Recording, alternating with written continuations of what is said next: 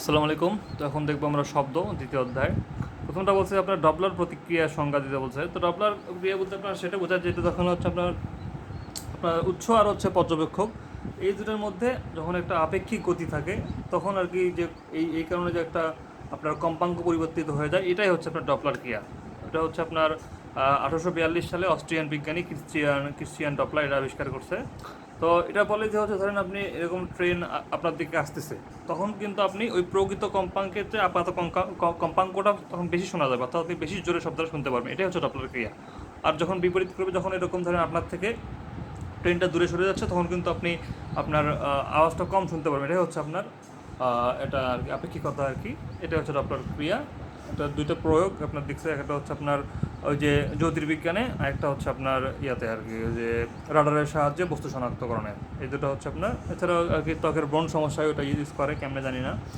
ওকে, তারপর হচ্ছে আপনার দেখেন শব্দ তরঙ্গের বৈশিষ্ট্য বৈশিষ্ট্য কী কী আপনার এখানে আছে। এটা এক প্রকার শক্তি, এটা এক প্রকার তরঙ্গ। এটা হচ্ছে আপনার কম্পমান বস্তু শব্দ সৃষ্টি করে। আর শব্দ শক্তি সঞ্চালিত হয় শব্দ তরঙ্গের মাধ্যমে। আর শব্দের মাধ্যমে কিন্তু তথ্য প্রেরণ করা যায়, এটা মনে রাখতে হবে।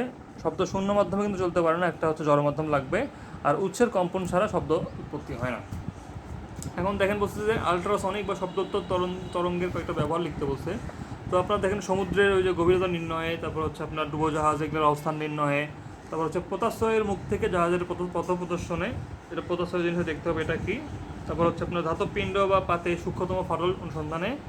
আর সাধারণভাবে মিশনে এমন তরল পদার্থ যেমন হচ্ছে আপনার পারদ আর হচ্ছে পানি একসাথে মিক্স করার জন্য এটা ব্যবহার করা হয়। আর সূক্ষ্ম যন্ত্রপাতি পরিষ্কার করার জন্য ব্যবহার করা হয়। তারপর হচ্ছে ক্ষতিকর যে ব্যাকটেরিয়া এগুলো ধ্বংস করার জন্য ব্যবহার করা হয়। আর রোগ নির্ণয় আর চিকিৎসায় ব্যবহার করা হয়। আচ্ছা, পরে কোশ্চেনটা বলছে যে আপনার শব্দের যে তরঙ্গ দৈর্ঘ্য সাদা আলোর তরঙ্গ দৈর্ঘ্যের সমান হলে কি সমস্যা হতে পারে। ধরেন এখন হচ্ছে আপনার তরঙ্গ দৈর্ঘ্যটা হবে সাদা আলো তরঙ্গ দৈর্ঘ্য। ধরেন এখন সাদা আলো তো নির্দিষ্ট তরঙ্গ দৈর্ঘ্য নাই, কারণ সবগুলো আপনার হচ্ছে আলো মিলিয়ে কিন্তু সাদা হয়। তো ধরলাম আমরা এটা হচ্ছে 700 ন্যানোমিটার। তো সেক্ষেত্রে আপনার দেখেন যে আপনার এক্ষেত্রে আপনার এটা কী হবে, আপনার এফটা আপনার বের করি। এফটা কি আপনার ভি ডিভাইডেড বাই হচ্ছে আপনার ল্যামডা। তাহলে ভি হচ্ছে আপনার 85 অবশ্যই। এই 350কে আপনি হচ্ছে 700 দ্বারা ভাগ করেন, 700 ন্যানোমিটার ভাগ করেন, এটা কিন্তু হচ্ছে আপনার এই যে 5 × 10⁸ এত হার্জ হচ্ছে, তাই না? এত হার্জ। তো এত হার্জ কিন্তু আমরা শুনতে পারবো না কখনো, কারণ আমাদের শ্রব্যতার পাল্লা হচ্ছে 20 হার্জ থেকে আপনার হচ্ছে 20,000 হার্জের মধ্যে। তো এটা কিন্তু অনেক উপরে চলে গেল, তার কারণে এটা আমরা শুনতে পারবো না। এটা সমস্যাটা এটাই হবে যে আমরা সাদা আলো যদি তরঙ্গ দৈর্ঘ্য হয়, সেটা আমরা সেই শব্দ আমরা শুনতে পারবো না। আচ্ছা, ডেসিবল কি? তো ডেসিবল হচ্ছে আপনার ধরেন শব্দের তীব্রতা পরিমাপের জন্য আর কি ডেসিবল ব্যবহার করা হয়। তো এই আপনার হচ্ছে এক বেল যেটা আছে, এই এক বেলের 10 ভাগের 1 ভাগকে বলা হয় হচ্ছে 1 ডেসিবল। আর এক বেলটা কি? এক বেল হচ্ছে আপনার শব্দের তীব্রতা 10 গুণ বৃদ্ধি করলে শব্দ উচ্চতা যে পরিমাণ বাড়ে তাকে হচ্ছে এক বেল বলে। অর্থাৎ শব্দের তীব্রতা আপনি 10 গুণ বৃদ্ধি করতেছেন, তো এর ফলে যে আপনার শব্দ উচ্চতা এটা যে আপনার হচ্ছে যে পরিমাণ বাড়ছে সেটাই হচ্ছে আপনার এক বেল। আর এই এক বেলের 10 ভাগের 1 ভাগকে বলা হয় 1 ডেসিবেল। তো যারা হচ্ছে স্কুলের ছাত্রছাত্রী এদের জন্য আপনার হচ্ছে গ্রহণযোগ্য মাত্রা আপনার 120 ডেসিবল বড়দের জন্য, আর যারা হচ্ছে ছোট এদের জন্য 115 ডেসিবল। যানবাহন আর হচ্ছে লাউড স্পিকার যারা সৃষ্ট শব্দ দূষণ নিয়ন্ত্রণে কী কী ব্যবস্থা গ্রহণ করতে হবে। তো আপনার হচ্ছে শব্দ দূষণ বিধিমালা 2006 এটা আর কি অনুযায়ী আপনাকে কাজ করতে হবে। আপনার হচ্ছে সাইনবোর্ড স্থাপন করতে হবে যাতে আর কি এরকম হর্ন টর্ন না বাজায় বা শব্দ সৃষ্টি না করে। তারপর হচ্ছে আপনার অনুমোদিত মাত্রা হচ্ছে আপনার 85 ডেসিবল আর কি। তো এটা এই অনুযায়ী আর কি কাজ করতে হবে আর কি।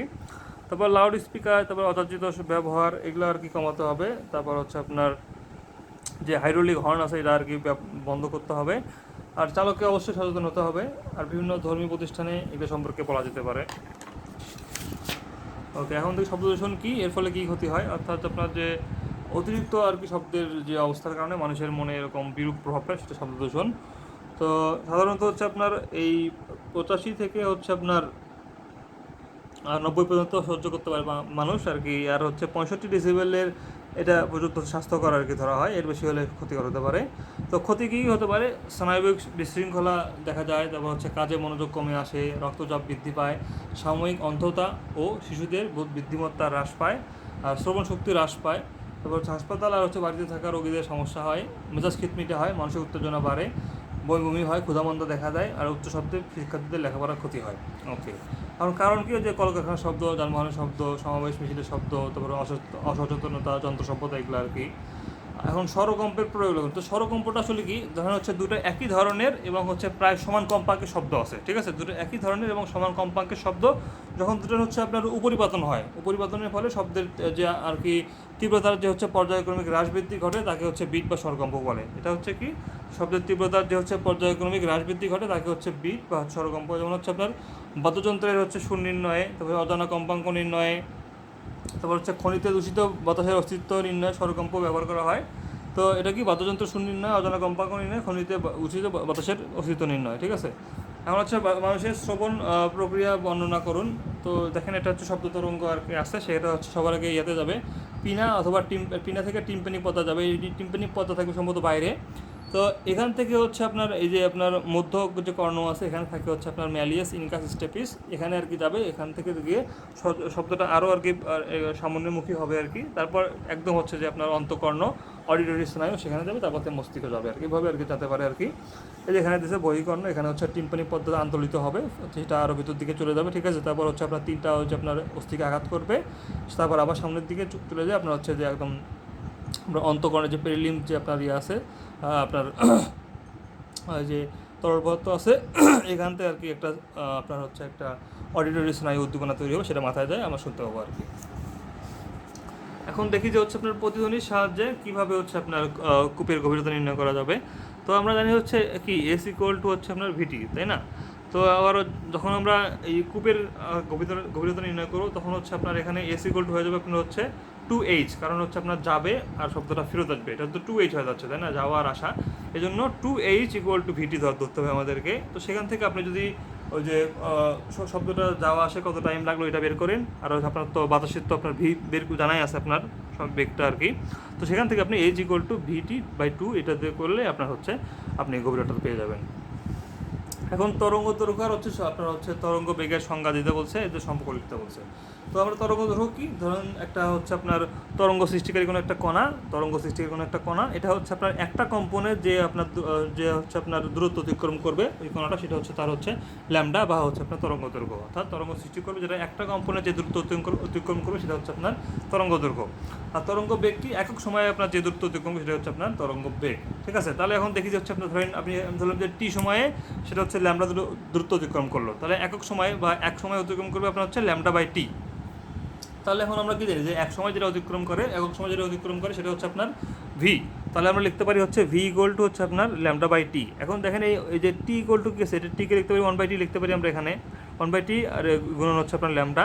তাহলে 1/tকে আমরা লিখতে পারি হচ্ছে এফ দিয়ে, তার মানে কি V equal to F lambda হয়ে গেছে, V equal to F lambda, এভাবে আমরা সেটা প্রতিপাদন করলাম, ঠিক আছে।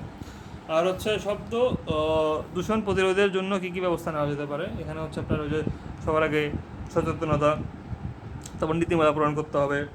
তারপর উৎসবে হচ্ছে আপনার উচ্চস্বরে মাইক বাজানো যাবে না। তারপর গাছপালার পরিমাণ বাড়াতে হবে যাতে সেগুলো শব্দ শোষণ করতে পারে। আর কলকারখানা, বিমানবন্দর থেকে দূরে থাকতে হবে আর কি, আবাসিক এলাকা থেকে দূরে স্থাপন করতে হবে। আর উৎসবে পটকা, বাজি ফোড়ানো নিষিদ্ধ করতে হবে। গাড়িতে হাইড্রোলিক হর্ন ব্যবহার নিষিদ্ধ করতে হবে। আর সরকারের দক্ষ ব্যবস্থাপনা করতে হবে। এগুলো এভাবে করতে পারে আর কি। ধন্যবাদ।